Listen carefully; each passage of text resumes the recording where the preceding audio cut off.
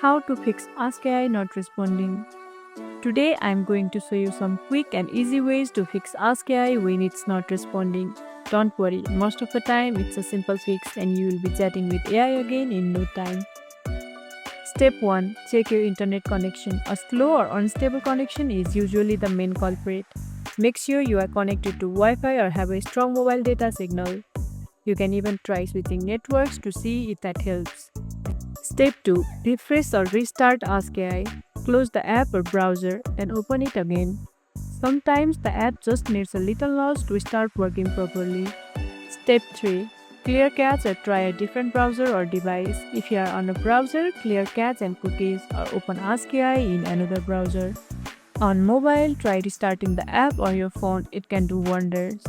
If it is still not responding, check Ask AI, social media or support pages for any outage updates.